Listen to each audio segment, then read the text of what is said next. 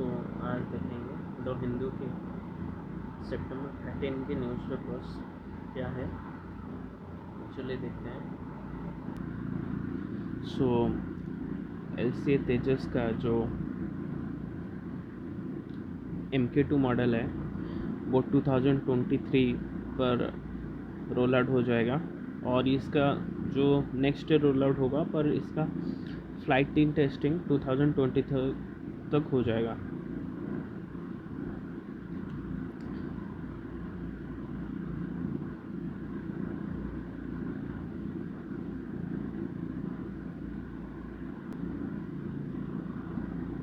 यहाँ पर भूपेंद्र पटेल जो गुजरात के नेक्स्ट CM बने हैं, भूपेंद्र पटेल, और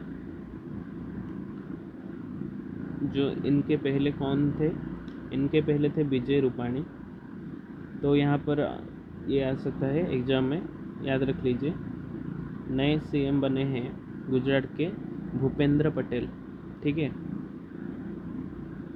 भूपेंद्र पटेल नए CM बने हैं गुजरात के। तो ये MLA हैं, तो इसके बाद इनको बनाया गया है जो कि इस बार जीते हैं, ठीक है।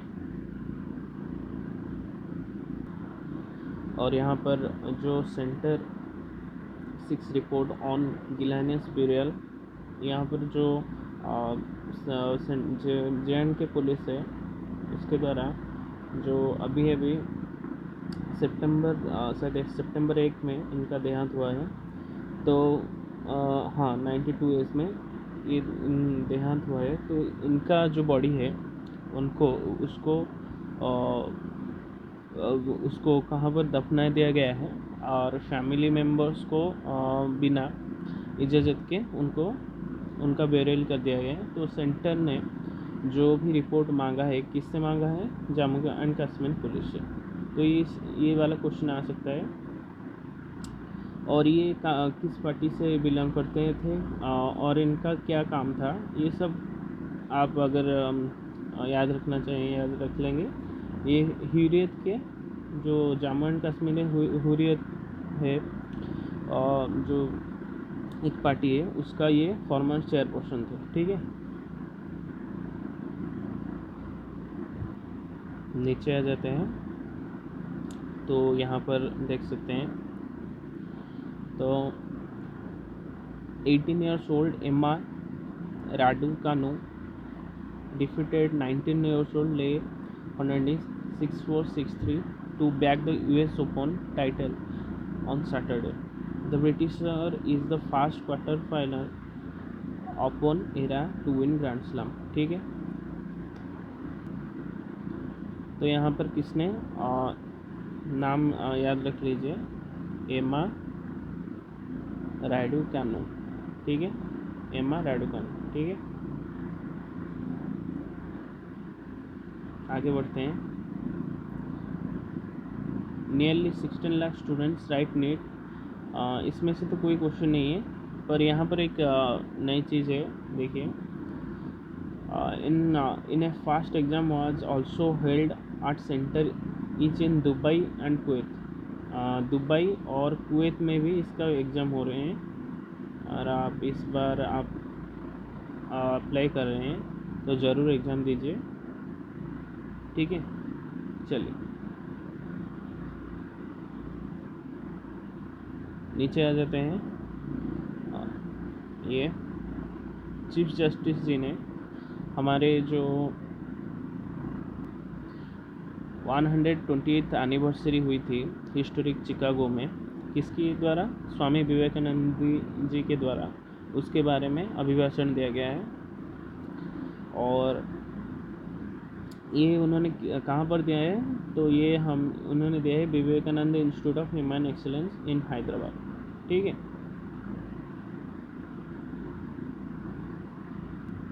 तो यहाँ पर उन्होंने बहुत सारी बातें की हैं, जैसे कि डेमोक्रेटिक राइट्स की जो हमारे कई वर्षों से डेमोक्रेटिक राइट्स के लिए हमारे यूथ्स जो भी एक्टिविस्ट होते हैं या जो भी हमारे डेमोक्रेटिक गवर्नमेंट में अगर कोई भी अथॉरिटेरियन पॉसिबिलिटीज़ आ जाती हैं तो यूथ ही हैं जो हमारे जो गवर्नमेंट के विरुद्ध, गवर्नमेंट या कोई भी चाहे इंस्टीट्यूशन के ऑपोजिट में खड़े होते हैं। और जो भी अगर हम देखेंगे जो भी अगर आप कहीं भी चले जाइए तो अगर एक देश का पॉलिटिकल एजेंडा चेंज होना हो तो आपको उस देश के यूथ के ह्यूज सपोर्ट की ज़रूरत होती है। तो इसी के बारे में हमारे नए चीफ जस्टिस जो आए हैं उनका नाम क्या है, एन.वी. रमन। याद रख लीजिए, एन.वी. रमन। तो इन्होंने ये बातें की हैं, ठीक है। और अगर नीचे देखें तो यहाँ पर आप देख सकते हैं ही reminisced how Swami Vivekananda long before the churning brought about by independence struggle which led to the forming of an egalitarian constitution had prescribed secularism। यहाँ पर अगर आप देखें रेमिनिसेंट, तो इसका मतलब क्या है? इसका मतलब है जो भी पिछले मेमोरी होते हैं अगर आप भूल जाते हैं, महानतम मेमोरीज, और recalling the mind long forgotten experience और फॉल्स, ठीक है। और यहाँ पर उन्होंने किसका रिकल किया है? स्वामी विवेकानंद जी का रिकल किया है। और इसके बाद अगर आप सेंटेंस लिखना चाहें तो ये क्या हो सकता है? His reminiscences about the war were very painful to hear। सो ये आप याद रख लीजिए सेंटेंस के लिए। उसके बाद चर्निंग का मतलब क्या है? चर्निंग जो कहते हैं कि जब हमारे मिल्क या दही से बटर बनता है तो यहाँ पर एक चर्निंग का प्रोसेस ऐड होता है, उसको कहते हैं चर्निंग। तो जो घोटना कहते हैं उसको चर्निंग कहते हैं, ठीक है। उसके बाद आ जाते हैं इगलिटेरियन। यहाँ पर इगलिटेरियन का मतलब क्या हो सकता है ना? ऑल आर इक्वल,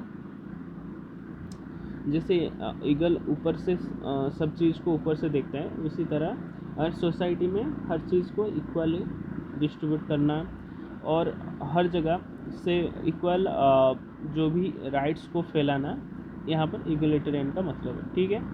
आगे बढ़ते हैं, चलिए नीचे आ जाते हैं, नीचे थोड़ा सा। हाँ, यहाँ पर देखिए ये न्यूज़ मैंने चूज़ किया है। अगर आप देखें तो यहाँ पर ये elephants for Nepal damage the crops in UP. ये शायद आगे जाकर अगर सिक्योरिटी थ्रेट भी बन सकता है, क्योंकि यहाँ पर कई चीज़ें शामिल हो सकती हैं। Elephant from Nepal damage the crops in UP. So अगर आप देखें तो यहाँ पर कई सारे जो एलिफेंट्स हैं वो नेपाल से कहाँ गए? यूपी में आ गए। यूपी में एक डिस्ट्रिक्ट में आ गए और वहाँ पर उन्होंने कई सारे फसलों को बर्बाद कर दिया। और यहाँ पर एक वॉच टावर था, उसको भी तोड़ दिया है, ठीक है। तो आगे चलते हैं। हाँ, ये वाला पढ़ लेते हैं जो एडिटोरियल है, ठीक है। A global war on terror with no tangible results. If anything, the US-led war has made the world less safe with scourges of transitional terrorism spreading deeper, ठीक है। तो यहाँ पर अगर आप देखेंगे, यहाँ पर हमने with no tangible results, tangible अर्थ मतलब क्या हो सकता है? टेंजिबल का मतलब हो सकता है जो भी आप कह सकते हैं कि अगर कोई भी चीज़ का वैल्यू आप अप्रोक्सीमेट से हटकर, क्या कहता है, अप्रोक्सीमेट से हटकर मतलब हाँ अप्रोक्सीमेट ही बता सकते हैं, सॉरी अप्रोक्सीमेट हटकर नहीं, अप्रोक्सीमेटली ही बता सकते हैं। और जो भी रिजल्ट होता है यहाँ पर, इसका मतलब है एक global terror with no tangible results. आप कोई भी रिजल्ट इसमें से निकाल नहीं सकते। इस सेंटेंस का मतलब ये होता है, ठीक है। इसके बाद देख लेते हैं स्कोरेज। स्कोरेज का मतलब होता है giving pain, pain related to before experience, और किसी को पनिश करना या किसी के बारे में अगर आपको क्रिटिसिज्म भी करना हो तो इसको यूज़ कर सकते हैं। इसका सेंटेंस क्या हो सकता है? The city ravaged by scourge of unemployment. City, जो भी सिटी है वो क्या होता है, सफ़र कर रहा है किसके लिए?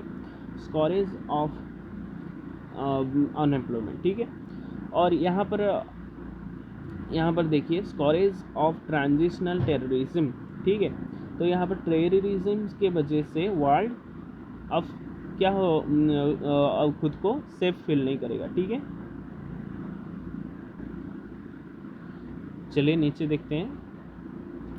तो यहाँ पर पूरा पैराग्राफ को ये जो एडिटोरियल है उसको मैं आपको समझा देता हूँ समरी में। तो अभी यूनाइटेड स्टेट्स ने अपना जो भी एनिवर्सरी मना है, क्या है, अभी चल रहा है 9/11 एनिवर्सरी, ठीक है। अगर आप देखें सितंबर 11 में यूएसए के पेंटागन पे जो भी यूएसए पे अटैक हुआ था, तो यहाँ पर क्या हुआ था, जो भी टावर है उसको टेररिस्ट ने एक प्लेन के धमाके से आधा टावर को उड़ा दिया था, ठीक है। तो यहाँ पर अगर आप देखेंगे तो जो नए प्रेसिडेंट है यूएसए के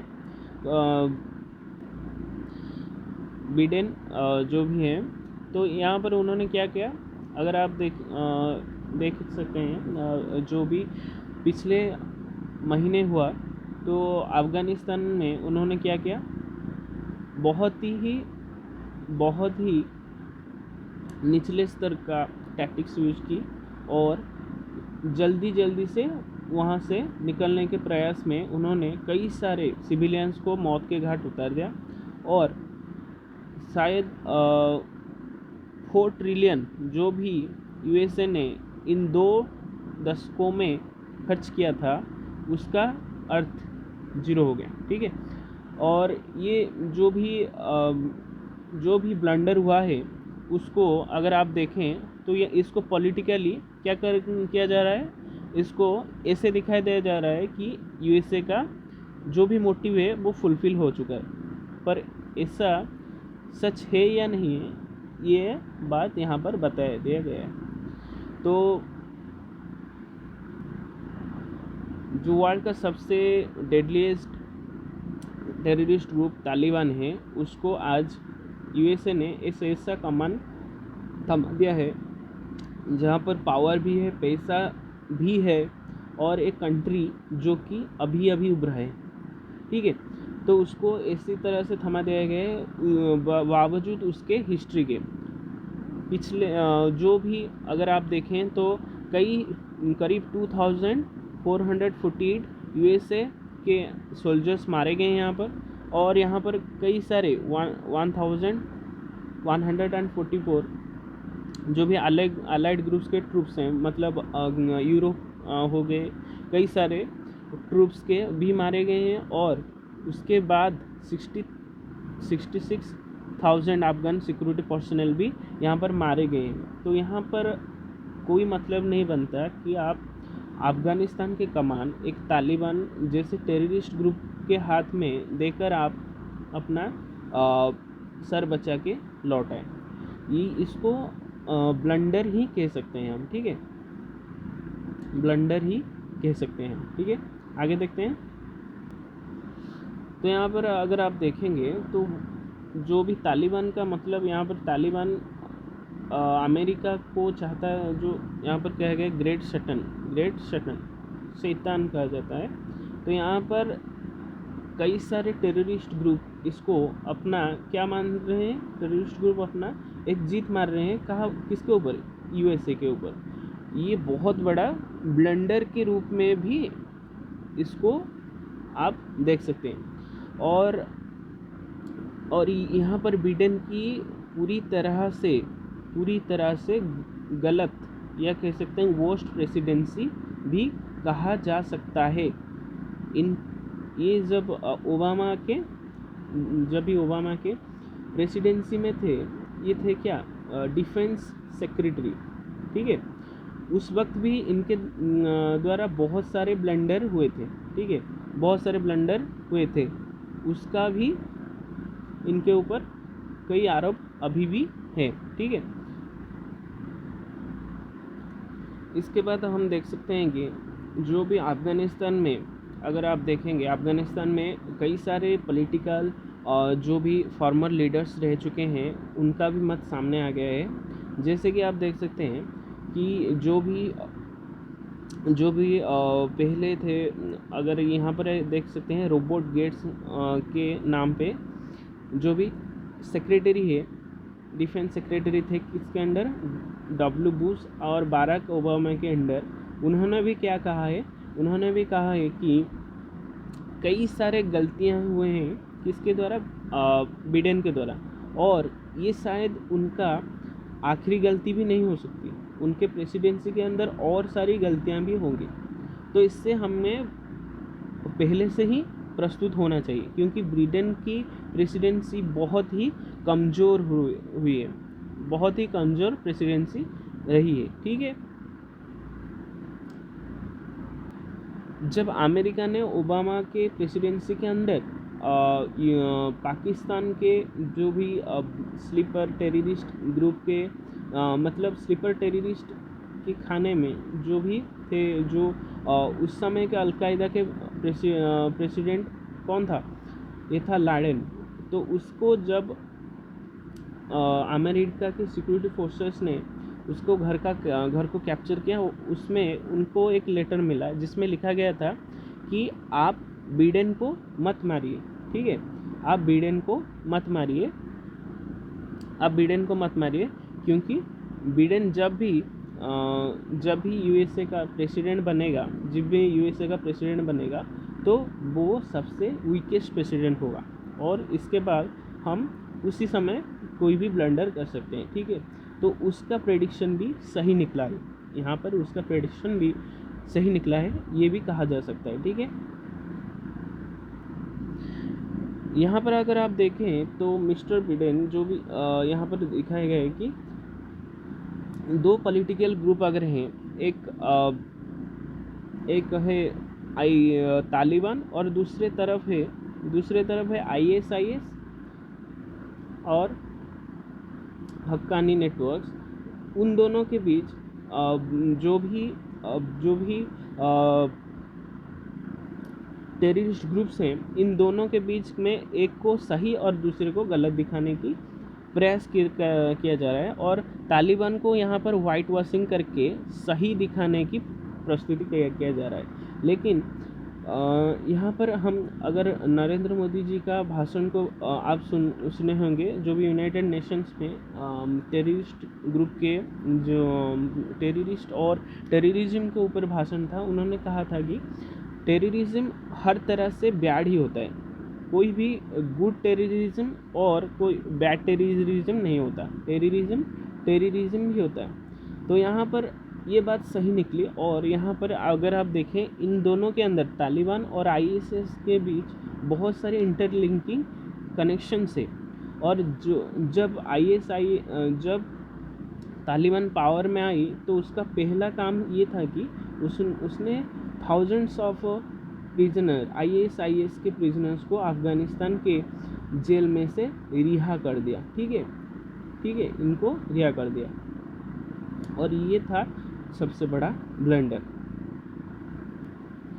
अब देखिए यूएसए अब कह रहा है कि हम तालिबान के साथ काम करने के लिए तैयार हैं और डेवलपमेंट के लिए तैयार हैं, लेकिन जो भी हिस्ट्री रही है तालिबान की, तो तालिबान ने कभी नहीं सुधरा और तालिबान कभी नहीं सुधरेगा, क्योंकि अगर आप देखें तालिबान अभी भी बहुत सारे लोगों को अपने अंडर प्रेशराइज करके मार रहा है।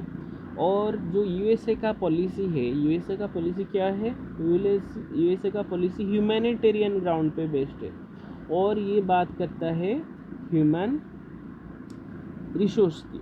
उसके ऊपर कोई भी अगर आप देखेंगे तो यूएसए में हर तरह से ह्यूमन जो भी सिक्योरिटी है उसको प्रोटेक्ट करने की पुरजोर कोशिश की जाती है। पर यहाँ पर क्या हुआ कि यहाँ पर बहुत सारे आम नागरिक मारे गए हैं और उसके बाद भी अगर आप देखेंगे तो इसको वाइट वॉश करके सही दिखाने की कोशिश में बिडेन की गवर्नमेंट लगी है। ठीक है, ये सारी बातें यहाँ पर कही गई हैं। अफगानिस्तान में फिर अगर आप देखें तो अफगानिस्तान फिर से बन जाएगा वही जो भी, अगर आप 2001 से पहले देखेंगे तो वो बन जाएगा जो भी पहले थे।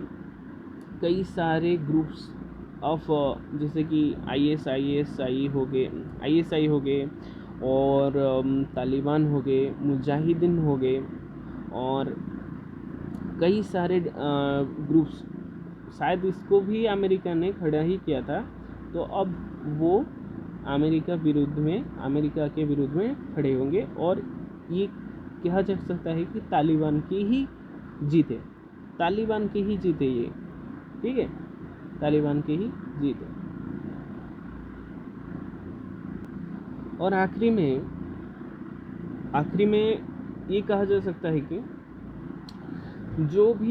अभी जो भी सिचुएशन है, अगर अमेरिका चाहता तो इसको कंट्रोल कर सकता था, लेकिन उसने जो भी ब्लंडर किया है अभी वो शायद नहीं ठीक हो सकता, क्योंकि अब यहाँ पर अगर देखें गॉन ऑफ द रेल्स, इसका मतलब है अब वो ट्रैक पर ही नहीं है।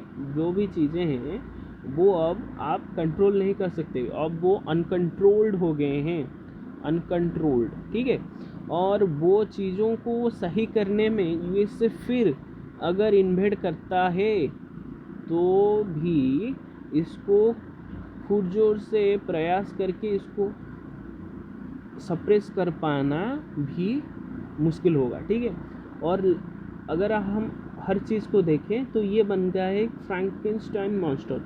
इसका मतलब क्या है? फ्रैंकेनस्टाइन मॉन्स्टर एक बुक पे बेस्ड है। तो इसका मतलब ये है जो भी फ्रैंकेनस्टाइन मॉन्स्टर को बनाता है वो मॉन्स्टर खुद ही वो क्रिएटर को मार देता है। मतलब यहाँ पर यूएसए ने किसको बनाया है? यूएसए ने बनाया है तालिबान को। ठीक है, यूएसए ने तालिबान को बनाया है और ये तालिबान फ्रैंकेनस्टाइन मॉन्स्टर बन के यूएसए को ही हार्म पहुंचाएगा। ठीक है, ये था पूरा एनालिसिस इस टॉपिक का। ठीक है, अगर आपको अच्छा लगा तो लाइक कीजिए और अगर आप चाहते हैं कि मैं आगे भी इस तरह से एनालिसिस लेके आऊँ तो please like and subscribe. Thank you.